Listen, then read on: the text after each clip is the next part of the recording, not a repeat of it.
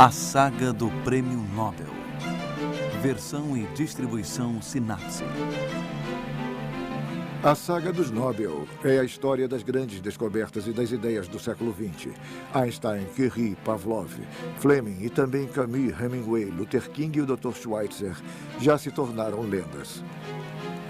O Prêmio Nobel adquiriu tamanho prestígio que os laureados se tornaram sinônimo de excelência mundial. Em uma única família, Pierre e Marie Curie, Irene e Frédéric Joliot-Curie, todos receberam o Prêmio Nobel.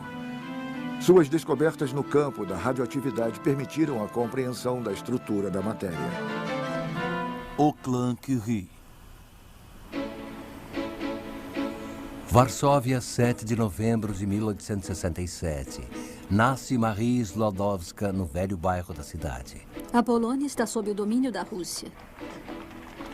Seus pais são professores modestos. Fazem parte da inteligência patriota na luta pela independência de seu país. Para o seu pai, o trabalho e a educação são as chaves da liberdade. Ele transmite aos seus filhos os valores do saber sem distinção entre meninas e meninos. Marie está com 4 anos quando sua mãe morre de tuberculose. Inconsolável, ela perde a fé em Deus. Mais tarde, a ciência ocupará o lugar da religião em sua vida. Mas o que pode fazer uma moça brilhante e pobre numa Polônia ocupada? A universidade é proibida para as mulheres. Ela imagina um pacto com sua irmã Brônia, mais velha do que ela, 2 anos. Marie vai trabalhar como preceptora para financiar os estudos de Brônia em Paris e depois encontrará Brônia, que por sua vez a ajudará nos seus estudos. Enquanto isso, ela milita pela independência da Polônia. Ela dá aulas numa universidade clandestina que forma os jovens em ciências e também em história e na cultura de seu país.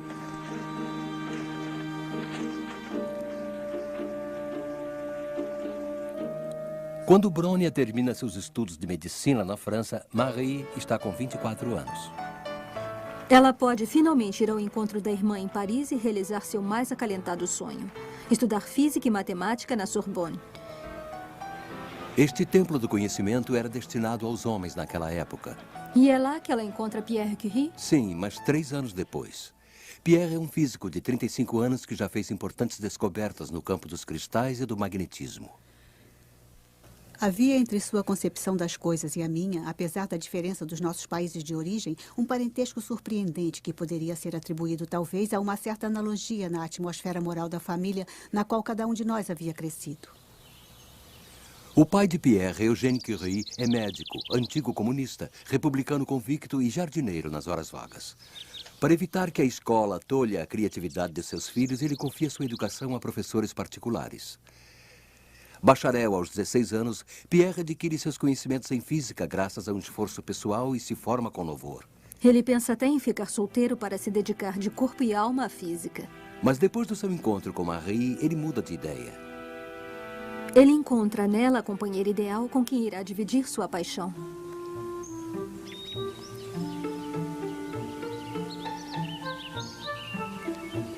Juntos dão longos passeios no campo, mas quando ele a pede em casamento, Marie hesita.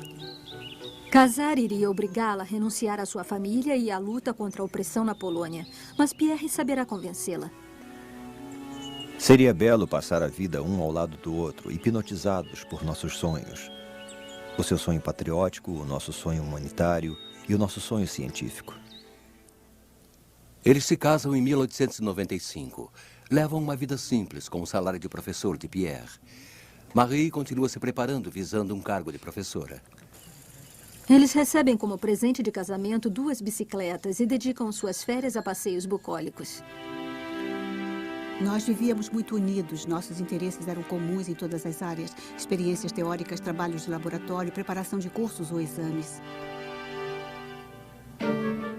Na época em que iniciam suas pesquisas em comum, o telégrafo, o telefone, o fonógrafo, a lâmpada, o microfone, o dínamo e o avião já existiam. Setembro de 1897. Nasce sua primeira filha, Irene. Logo que se restabeleceu do parto, Marie procura um tema para sua tese de doutorado. Nossa atenção estava voltada para um fenômeno curioso descoberto em 1896 por Henri Becquerel. Becquerel envolve uma placa fotográfica num papel preto opaco, coloca em cima uma moeda e uma laminazinha de sal de urânio. Ele expõe tudo ao sol durante um dia inteiro. Após a revelação, constata que a sombra da moeda ficou desenhada sobre a placa. Uma radiação penetrou no papel preto.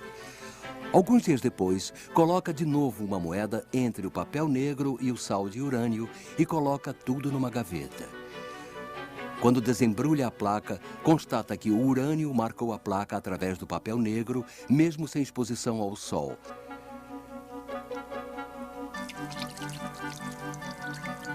A moeda aparece nitidamente. O urânio emite raios espontaneamente. Ficava a pergunta de onde provinha a energia. É bem verdade que mínima, liberada constantemente pelos compostos do urânio sob a forma de radiações. Decidi então realizar uma pesquisa sobre este assunto. Mas onde poderiam ser realizadas as experiências? A estudante não tem laboratório. O diretor da Escola de Física e Química, onde Pierre é professor, a autoriza a utilizar uma sala envidraçada no térreo que serve de almoxarifado e sala de máquinas. No verão, o calor é tórrido e no inverno, mal é aquecida. Em sua caderneta do laboratório, ela escreve: Temperatura no cilindro, 6 graus e 25 décimos. Os 6 pontos de exclamação indicam que é também a temperatura da sala. Estamos no início de janeiro de 1898. Os Curie estabelecem um dispositivo de medição de radiação. A instalação é composta de um eletrômetro e de uma câmara de ionização. Na câmara de ionização, a placa de cima está ligada a um eletrômetro, a placa de baixo a um acumulador. Quando se estabelece uma tensão elétrica entre as duas placas, a corrente não passa, pois o ar é isolante. O ponteiro do eletrômetro fica então imóvel. Se ligarmos as duas placas por um condutor, a corrente passa e faz o ponteiro se mover. Marie coloca o urânio na placa de baixo. O movimento do ponteiro do eletrômetro indica que uma corrente elétrica está passando. Sob a ação dos raios do urânio, o ar se tornou condutor. Com o cronômetro na mão, Marie mede a velocidade de desvio do ponteiro. Quanto mais rápido o movimento do ponteiro, mais a substância estudada é ativa. No dia 20 de janeiro, o quartzo piezoelétrico criado por Pierre vem completar o dispositivo. Ele permite medições mais precisas. Marie constata então que o tório emite uma irradiação análoga à do urânio. Constata também que a uraninita, um minério de urânio, tem uma atividade muito mais forte do que deixava prever seu teor em urânio ou tório. Ela emite a hipótese de que a uraninita contém um elemento desconhecido mais ativo ainda do que o urânio. Muito interessado pela questão, Pierre Curie abandona seu trabalho sobre cristais. Ele pensava que era provisoriamente e junta-se a mim na pesquisa da nova substância. Eles começam isolando o elemento desconhecido dos outros componentes da uraninita e medem sua radioatividade. Descobrem 2 radioelementos muito mais ativos do que o urânio, o polônio e o rádio, presentes na uraninita como vestígio. Estamos no fim do ano de 1898. Os cientistas se entusiasmam com esta curiosa descoberta e Marie Curie dá-lhe o nome de radioatividade.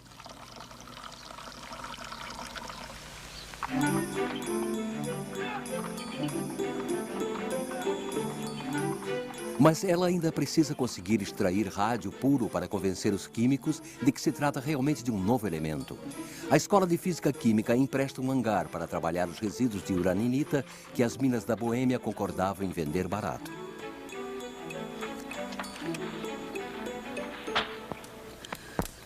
Um barraco de madeira, de chão coberto de betume e teto de vidro que mal protege da chuva.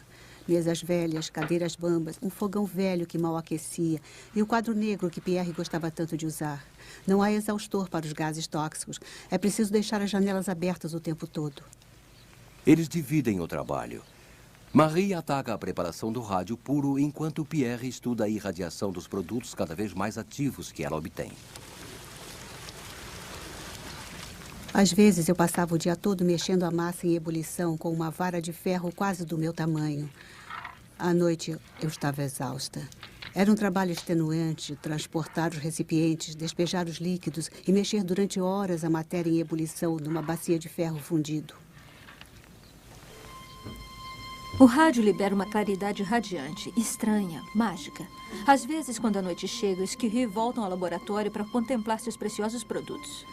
Esta claridade que parecia suspensa na escuridão era para nós uma causa sempre maior de nova emoção e de encantamento. Mas eles não sabem que essas substâncias são também a causa de seu enorme cansaço. Pierre começa a sentir dores nas pernas. Marie tem as extremidades dos dedos queimadas, está pálida e sofre de anemia.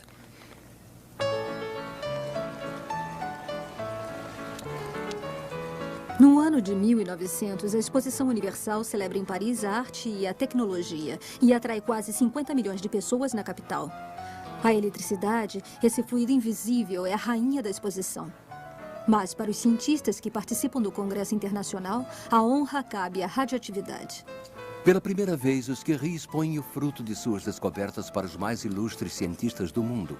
Marie formula então a hipótese de que esses raios misteriosos são provenientes do interior do átomo. Uma hipótese revolucionária.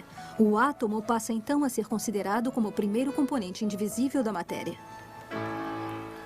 Ernest Rutherford, um cientista de origem neozelandesa, é que, juntamente com Frédéric Soddy, evidenciará a natureza da radioatividade e confirmará a hipótese de Marie em 1902.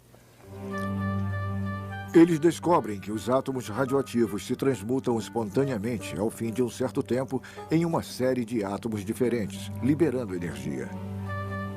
O urânio se torna tório, o tório se torna rádio, o rádio, radônio, o radônio, polônio e o polônio, chumbo, que é estável.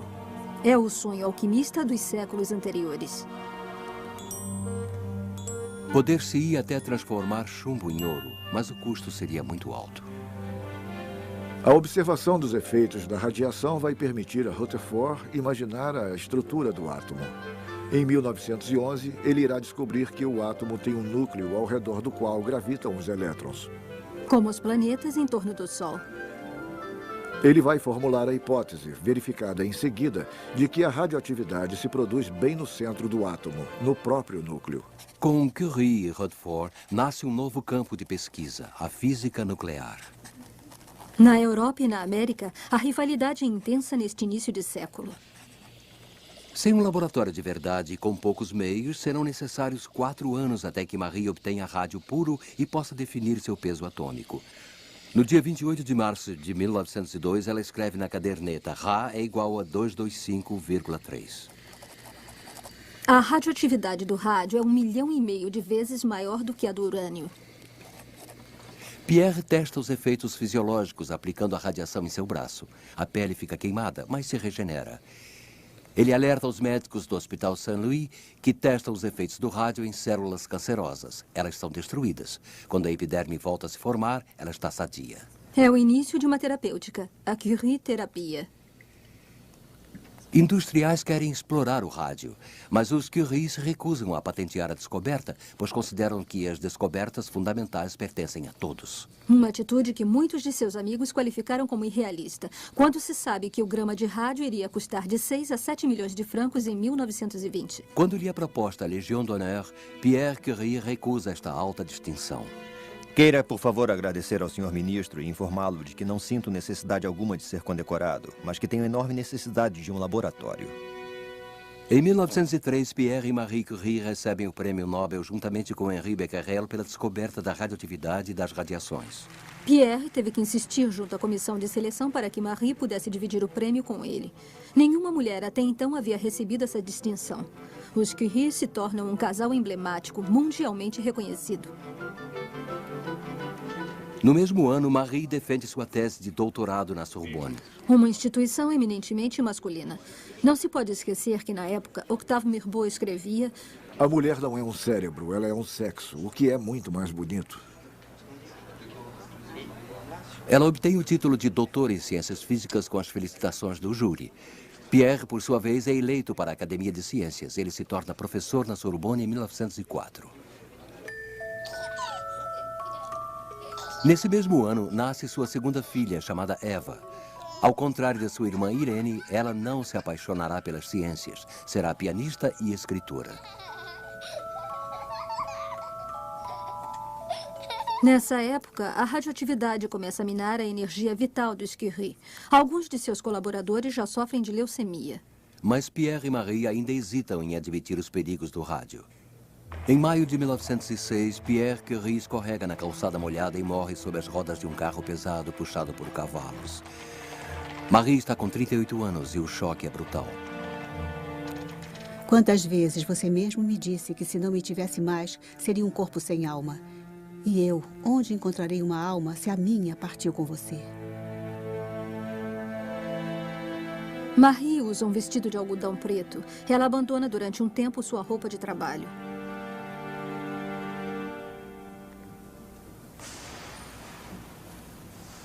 Menos de um mês após o drama, ela encontrará as forças necessárias para assumir a cadeira de Física Geral de Pierre na Sorbonne.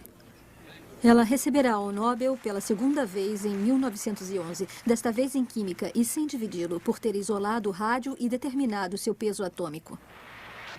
1914, a guerra é declarada. Um problema preocupa os médicos. Só os grandes hospitais estão equipados com aparelhos de raio-x. Mas precisa-se desses raios no campo de batalha para localizar as balas e os estilhaços de bombas nos feridos. É Marie que encontra a solução. Ela forma uma frota de carros munida de aparelhos de raio-x. Ela também utiliza o radônio, gás emitido espontaneamente pelo urânio. Sua filha Irene, então com 17 anos, reúne-se a ela e se torna sua assistente. Os 20 e poucos carros que elas conseguem criar realizam vários milhões de radiografias. Os combatentes chamam carinhosamente esses carros de os pequenos Curies. Uma cumplicidade especial cresce entre Irene e Marie. Elas não são mais mãe e filha, porém verdadeiras colegas obstinadas pelo trabalho. No dia 11 de novembro, o canhão dos Invalides finalmente anuncia o armistício. O fim da Primeira Guerra Mundial marca também o início da fabricação industrial do rádio para o tratamento do câncer e outras aplicações. Enquanto os médicos fazem do rádio a sua ferramenta preferida para o tratamento do câncer, charlatães lhe atribuem outros benefícios. Loções e cremes de beleza radiantes causam furor, até o dia em que o remédio milagroso revela os seus perigos. A partir de 1918, Marie se dedica ao funcionamento do Instituto do Rádio. Um local que permitirá a jovens pesquisadores de todos os países dedicarem-se ao estudo da radioatividade. Ela está com 51 anos e dispõe finalmente de um grande laboratório. Em 1920, Irene se forma em matemática, física e química e sua mãe, que é sua professora na Sorbonne, admite-a como preparadora no Instituto do Rádio. Quando Irene obtém seu doutorado em 1925, Marie organiza uma festa no ateliê. Bebem chá em copos de laboratório e utilizam pipetas como colheres. Em 1924, um jovem diplomado da Escola de Física Química, Frédéric Juliot, é contratado como preparador no Instituto do Rádio. É um homem alegre e apaixonado. Irene, 3 anos mais velha, vai orientá-lo na aquisição das técnicas necessárias. Eles têm a mesma paciência, a mesma tenacidade no trabalho. Eles compartilham também o mesmo respeito pelas grandes lutas em favor da liberdade e da justiça social. Nós tínhamos gênios diferentes, mas que se completavam. As boas associações, tanto no trabalho quanto na vida, não são as de personalidades idênticas, mas sim complementares. Assim como Pierre e Marie Curie, eles formarão um casal unido pela ciência e terão igualmente 2 filhos. Suas pesquisas em comum os levam a participar da descoberta dos nêutrons, que juntamente com os prótons constituem o núcleo dos átomos. Em janeiro de 1934, fazem uma descoberta importante. Utilizando-se um contador Geiger, eles se dão conta de que os raios alfa produzem elétrons positivos ou pósitrons quando tocam uma folha de alumínio. Estes pósitrons continuam sendo emitidos, mesmo quando se interrompe o bombardeio pelos raios alfa. Eles deduzem que o alumínio transmutou-se artificialmente em um fósforo radioativo, desconhecido pela natureza.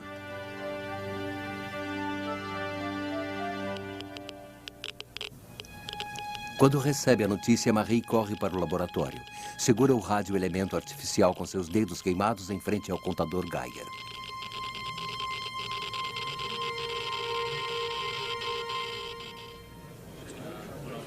Irene e Frédéric Joliot-Curie recebem um prêmio Nobel em 1935 pela descoberta da radioatividade artificial.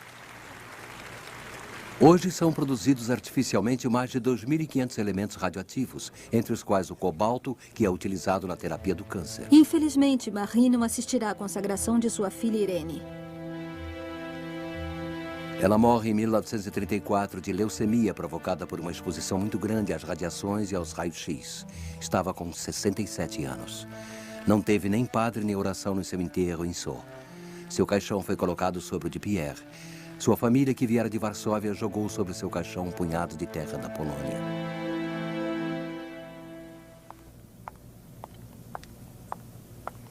Em 1936, Irene aceita o cargo de vice-secretária de Estado para a pesquisa científica do governo Léon Blum por 3 meses. Ela afirma que as mulheres podem entrar na política e adquirir o direito de votar. Em 1937, ela se torna professora na Faculdade de Ciências de Frédéric, no Collège de France. Em seu novo laboratório de química nuclear, ele constrói o primeiro acelerador de partículas da Europa. Irene começa a ter problemas de saúde. Mas as experiências continuam. Ela se pergunta por que, quando ela bombardeia o urânio com nêutrons, ela encontra lantânio e bário. Em dezembro de 1938, cientistas alemães e austríacos dão a resposta. Vários nêutrons liberados pela fissão podem provocar outras fissões que vão liberar outros nêutrons e assim sucessivamente. Estas reações em cadeia produzem grandes quantidades de energia. O núcleo do urânio se fragmenta e, sob o efeito do bombardeamento pelos nêutrons, o núcleo apresenta energia demais para continuar estável. Para se liberar deste excesso, parte-se em 2, liberando nêutrons. Ao se dividir, ele se transforma em lantânio e bário. Em abril de 1939, Frédéric Joliot-Curie anuncia a existência de reações em cadeia.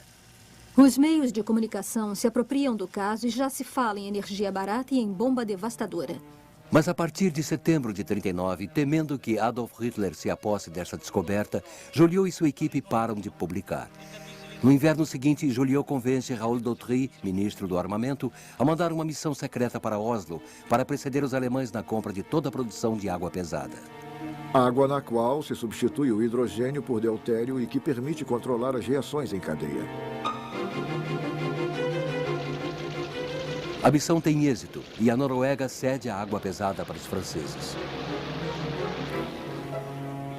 Joliot e sua equipe preparam uma experiência que deverá culminar na primeira reação em cadeia.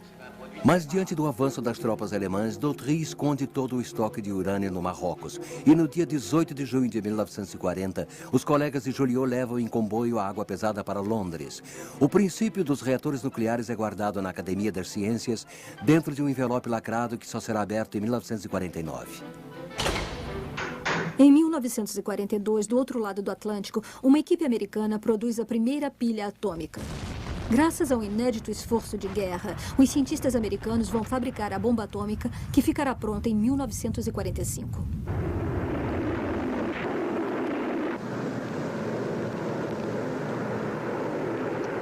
Joliot, que ficara na França, se une à resistência. Como reação à execução de alguns de seus amigos, ele entra no Partido Comunista. Na liberação, ele é condecorado com a Légion d'Honneur e com a Cruz de Guerra. Depois, torna-se diretor do Centro Nacional de Pesquisa Científica. Já é membro da Academia das Ciências desde 1943. Enfim, ele é nomeado Alto Comissário da Energia Atômica.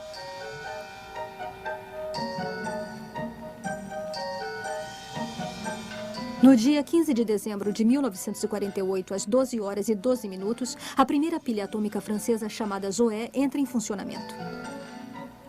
A atmosfera era a mesma de uma sala de parto ao lado do ser amado. É o primeiro passo rumo à produção nuclear na França. A exploração da primeira pilha vai nos permitir preparar os radioelementos artificiais necessários às pesquisas em biologia, química, física, medicina e até às pesquisas industriais. Agora estamos continuando os trabalhos, tendo em vista construir o mais rapidamente possível a segunda pilha de média potência. E posso afirmar que nosso moral está excelente.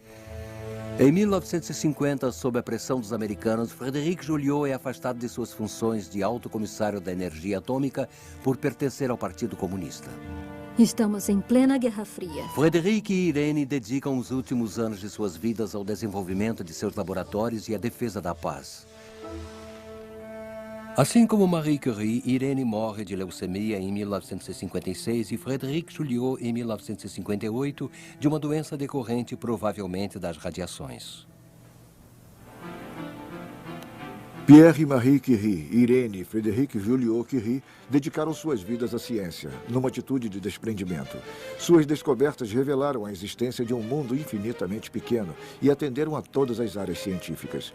O estudo da transmutação dos radioelementos permitiu determinar a idade da Terra em 4,5 bilhões de anos e escrever a história do universo, das estrelas e das galáxias. O infinitamente pequeno abriu-nos a porta do infinitamente grande.